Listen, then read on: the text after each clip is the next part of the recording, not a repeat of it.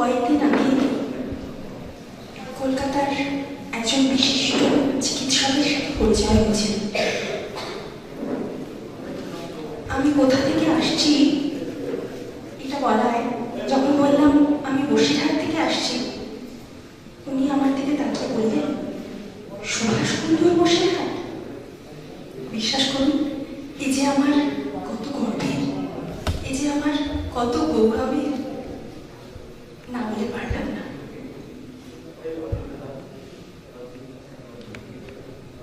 ছবিগুলো এত জীবন্ত, মনে হচ্ছে কথাগুলো আমি স্যারকেই বলছি। স্যার, আপনার এই অগণিত ছাত্রছাত্রী, গুণী কৃতি সন্তানদের মাঝে সত্যি বলতে কি শেখ শুভ্র চন্দ্রমল্লিকা আর রবি ঠাকুরের একটি গান ছাড়া আপনাকে দেওয়ার মতো আমি কিছুই। রবি ঠাকুরের একটা গানই আমি আপনাকে দিলাম।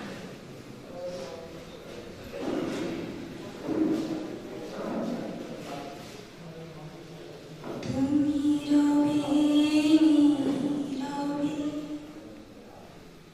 হৃদয়ে মম,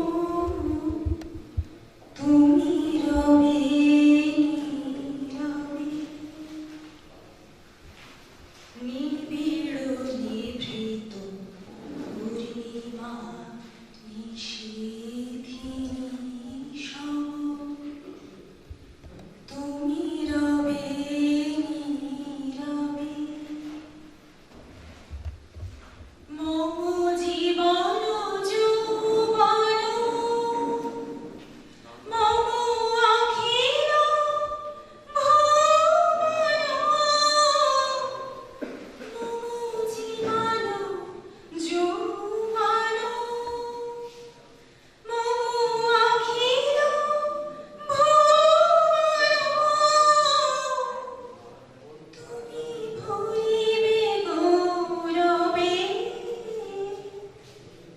নিশীথিনী সম, তুমি রবে নীরবে নিবিড় নিভৃত পূর্ণিমা নিশীথিনী সম, জাগিবে কাকি তব করুণ আখি, তব অঞ্চল ছায়া মুড়ি রহিবে ঢাকি, মম দুঃখ বেদন, মম সফল স্বপ্ন, মম দুঃখ বেদন, মম সফল স্বপ্ন, তুমি ভরিবে সৌরভে নিশীথিনী সম, তুমি রবে নীরবে নিবিড় নিভৃত পূর্ণিমা নিশীথিনী সম। স্যার, আপনি আছেন, আপনি থাকবেন, আপনি চিরজীবন আমাদের মধ্যে থাকবেন, আমাদের পরবর্তী প্রজন্মের মধ্যে থাকবেন। নমস্কার।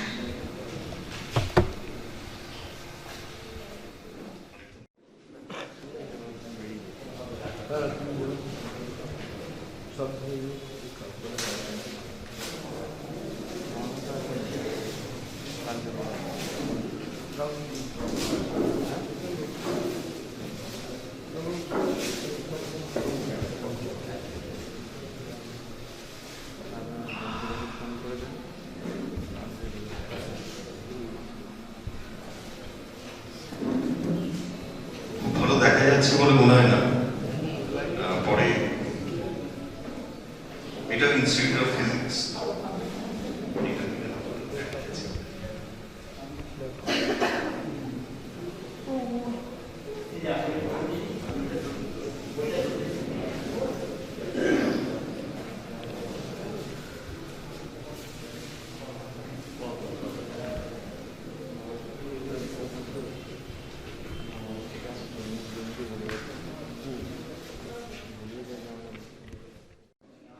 গুণীজন, আমার প্রিয় ছাত্রছাত্রী, যারা আগামী দিনে এই আমাদের সুধীজন এবং গুণীজনের আসন অলঙ্কৃত করবে, এই আশা রেখে সকলকে আমার শ্রদ্ধা ভালোবাসা জানিয়ে, স্যারের প্রতি প্রণাম জানিয়ে আমি কয়েকটা কথা বলছি।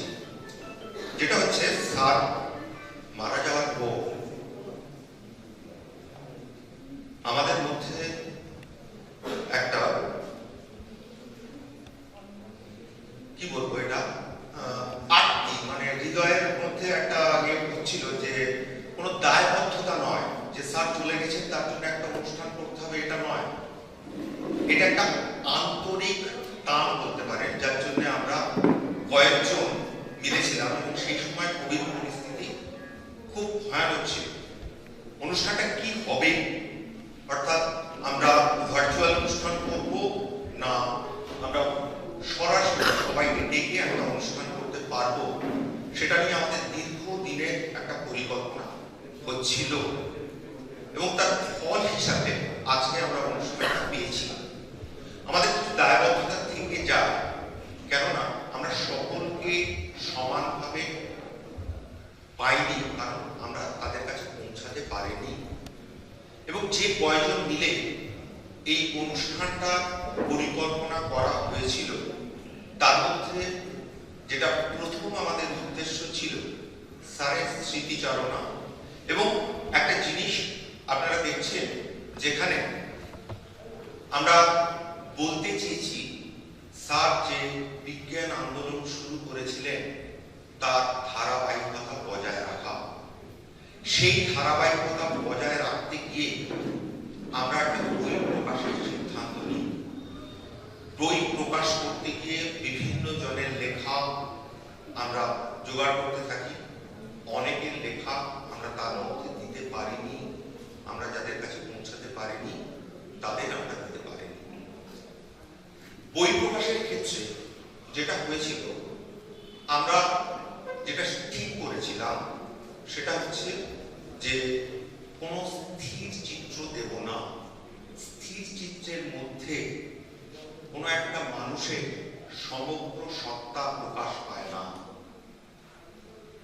এখন আমরা একটা জিনিস নিজেরা কোনোদিন উপলব্ধি করিনি, কিন্তু আমাদের উপলব্ধি করানো হয়েছে। শীতের হাওয়ায় লাগলো নাচন আমলকির ডালে ডালে। আমলকির ডালে যে নাচন লাগে, সেটা কবি কোনোদিন বলে না দিলে আমরা হয়তো বুঝতে পারতাম না। সেই জন্য আমরা ফটোগ্রাফের বদলে আমরা রেখেছি আঁকা ছবি, যার মধ্যে দিয়ে আমরা চেয়েছি স্যারের সমস্ত সত্তাটাকে একসঙ্গে একই জায়গায় নিয়ে আসতে।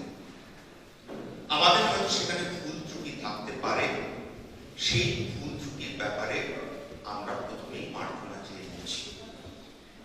আর আগামী দিনে আমরা ইনস্টিটিউট অফ ফিজিক্সের কর্মধারা কেমন হবে এবং কি হবে, তার জন্যে আমাদের প্রথমে ছিল স্মৃতিচারণা, এবং এই বক্তব্যের মধ্যে দিয়ে উঠে আসবে যে আমরা আগামী দিনে কি কি করতে পারবো। এটাই নিয়েই আমাদের আজকের অনুষ্ঠান। শেষে স্যারকে আমার সশ্রদ্ধ প্রণাম জানিয়ে আমি আমার বক্তব্য শেষ করছি।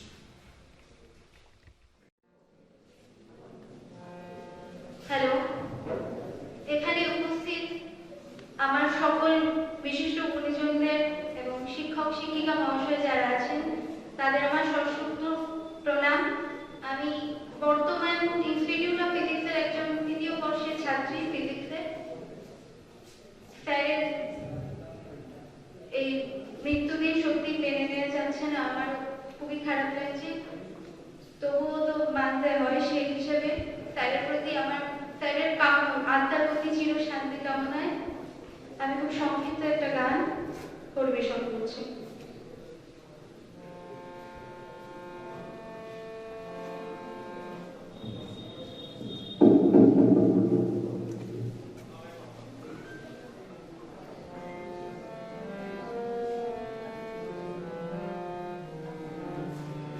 তোমার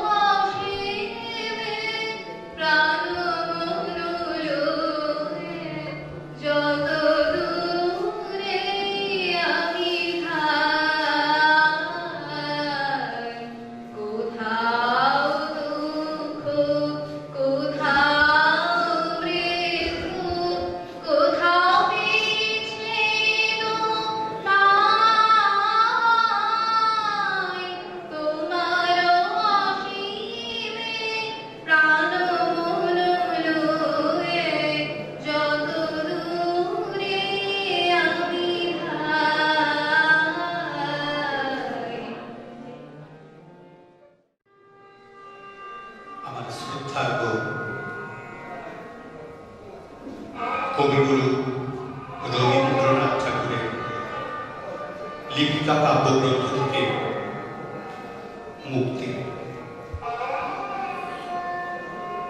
বিরোহিনী তার ফুলবাগানের এক ধারে বেদি সাজিয়ে তার উপর মূর্তি করতে বসল। তার মনের মধ্যে যে মানুষটি ছিল, বাইরে তারই প্রতিরূপ প্রতিদিন একটু একটু করে গড়ে, আর চেয়ে চেয়ে দেখে, আর ভাবে, আর চোখ দিয়ে জল পড়ে। কিন্তু যে রূপটি একদিন তার চিত্তপটে স্পষ্ট ছিল, তার উপরে ক্রমেই যেন ছায়া করে আসছে। রাতের বেলাকার পদ্মের মতো স্মৃতির পাপড়িগুলি অল্প অল্প করে যেন মরে দিল। মেয়েটি তার নিজের উপর রাগ করে, লজ্জা পায়।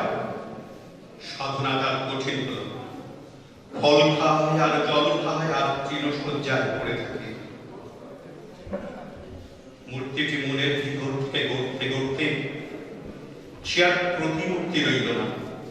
মনে হলো এ যেন কোনো বিশেষ মানুষের ছবি নয়। যতই বেশি চেষ্টা করে ততই বেশি তফাৎ হয়ে যায়। মূর্তিকে তখন সে গয়না দিয়ে সাজাতে থাকে, 101 পদ্মের ডালি দিয়ে পুজো করে। সন্ধ্যেবেলায় তার সামনে বন্ধ তৈলের প্রদীপ জ্বালে। সে প্রদীপ সোনা, সে তেলের অনেক দাম। দিনে দিনে গয়না বেড়ে ওঠে। পুজোর সামগ্রিকটাই বেদি ঢেকে যায়, মূর্তিকে দেখা যায় না। এক ছেলে এসে তাকে বললে, আমরা খেলবো। কোথায়? ওই যে ওইখানে, যেখানে তোমার পুতুল সাজিয়েছ। মেয়ে তাকে হাঁকিয়ে দেয়, বলে, এখানে কোনোদিনও খেলা হবে না। আর এক ছেলে এসে বলে, আমরা ফুল তুলব। কোথায়? ওই যে তোমার পুতুলের ঘরের শিগরে যে চাঁপা গাছ আছে, ওই গাছ থেকে। মেয়ে তাকে তাড়িয়ে দেয়, বলে, এই ফুল কেউ ছুঁতে পাবে না। আর এক ছেলে এসে বলে, প্রদীপ ধরে আমাদের পথ দেখিয়ে দাও। প্রদীপ কোথায়? ওই যেটা তোমার পুতুলের ঘরে যাও। মেয়ে তাকে তাড়িয়ে দেয়, বলে, ও প্রদীপ ওখান থেকে সরাতে পারবো না। এক ছেলের দল যায়, আর এক ছেলের দল আসে। মেয়েটি শুনে তাদের কলরব আর দেখে তাদের নৃত্য। ক্ষণকালের জন্য অন্য মনস্ক হয়ে যায়, অমনি চমকে ওঠে, লজ্জা পায়। মেলার দিন কাছে এলো। পাড়ার বুড়ো এসে বললে, বাচ্চা মেলা দেখতে যাবি নে? মেয়ে বলে, আমি কোথাও যাব না। সঙ্গিনী এসে বললে, চল মেলা দেখবি, চল। মেয়ে বললে, আমার সময় নেই। ছোট ছেলেটি এসে বললে, আমার সঙ্গে নিয়ে মেলায় চলো না। মেয়ে বললে, যেতে পারবো না, এইখানে যে আমার পুজো। একদিন রাত্রে ঘুমের মধ্যেও সে শুনতে পেল সমুদ্র গর্জনের মতো শব্দ। দলে দলে দেশ বিদেশের লোক চলেছে, কেউ বা রথে, কেউ বা পায়ে হেঁটে, কেউ বা বোঝা পিঠে নিয়ে, কেউ বা বোঝা ফেলে দিয়ে। সকালে যখন সে জেগে উঠল, তখন যাত্রীর গানে পাখির গান শোনা যায় না। ওর হঠাৎ মনে হলো, আমাকেও যেতে হবে। অমনি মনে পড়ে গেল, আমার যে পুজো আছে, আমার তো যাবার জন্যই। তখনই ছুটে চললো তার বাগানের দিকে, যেখানে মূর্তি সাজিয়ে রেখেছে। গিয়ে দেখে মূর্তি কোথায়? বেদির উপর দিয়ে পথ গেছে, লোকের পরে লোক চলে, বিশ্রাম নেই। এইখানে যাকে বসিয়ে রেখেছিলেন সে কোথায়? কেদার মনের মধ্যে বলে উঠল, যারা চলেছে তাদেরই মধ্যে।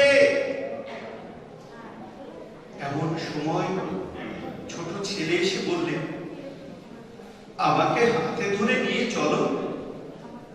কোথায়? ছেলে বললে, মেলার মধ্যে। তুমিও যাবে না?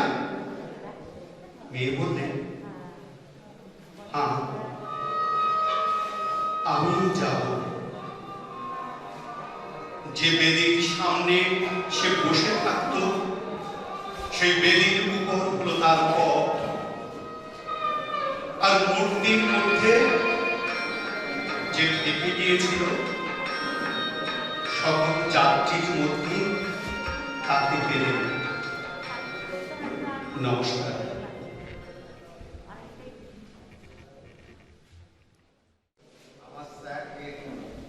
আমাদের স্যারকে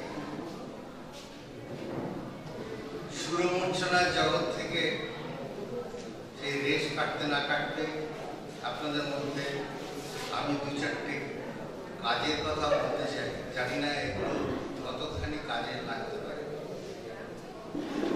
1976 সালে মাধ্যমিক পরীক্ষার পরে আমরা ক্লাস 11-এ বসে টাউন হাই স্কুলে থেকে যাই এবং পড়াশোনা শুরু করি।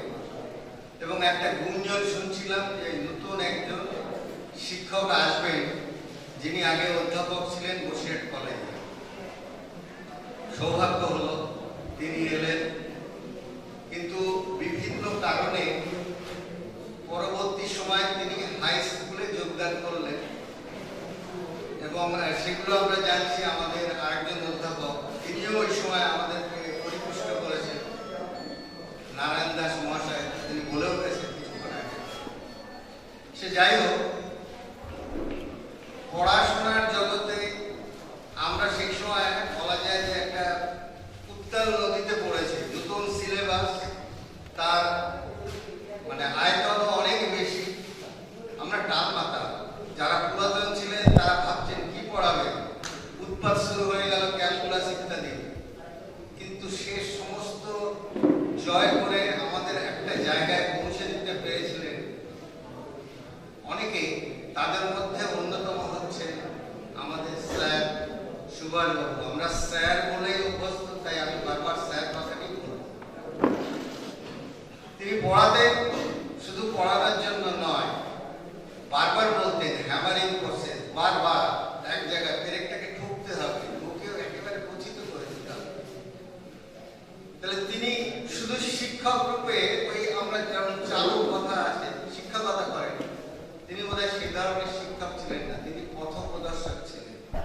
আর আমি যদি আমার ছোট মনের দিক দিয়ে বলি, হয়তো সেটা কম বলা হয়ে যাবে, তিনি ইগনিশনের কাজ করতেন, আগুনের স্ফুলিঙ্গ জ্বালিয়ে দিতেন। আমাদের মধ্যে যার মধ্যে যতটুকু বারুদ আছে তাতে আগুনটা জ্বালিয়ে দেওয়ার কাজটা তিনি করেছেন। এবং তার ফলে মোটামুটি যদি 40 বছর তার সক্রিয় জীবন ধরি, মানে তার দ্বিতীয় পর্বের শিক্ষকতা থেকে 1976 থেকে, তো সেখান থেকে ধরলো গড়ে যদি 200 করে ধরি, তাহলে বোধহয় 8000 জন কৃতি সন্তান হয়েছে এবং তারা একটা ভালো জায়গায় প্রতিষ্ঠিত হয়ে গেছে। তাদের সবার মধ্যে কিন্তু সেই দায়িত্বটা থেকে গেছে, তারা পালন করে। আমি স্যারের সমস্ত অনুষ্ঠানে থাকতে পেরেছি, নিজেকে ধন্য মনে করেছি। শুধু একটা বিষয়ে আমি সেদিন আসতে পারিনি। আমার বন্ধু কাবার পার্থসারথী বোস ফোন করে জানালো যে স্যার মিনিট 10 আগে মারা গেছেন। আমি থাকতে পারিনি, তাই ঠিক করেছিলাম যে আজকে আসবই। আমি আসতে পেরে নিজেকে ধন্য মনে করছি। আর আপনারা যারা এখানে এসেছেন তার সম্পর্কে অনেক কিছু জানলেন, কিছু পুরনো কথা, যেমন তার প্রথম পর্বে যারা কলেজ বা অন্যান্য জায়গায় ছাত্র ছিলেন তাদের দু একজন এসে বলে গেছেন। আমি আর একটা ছোট কথা বলতে চাই, সেটা আমাদের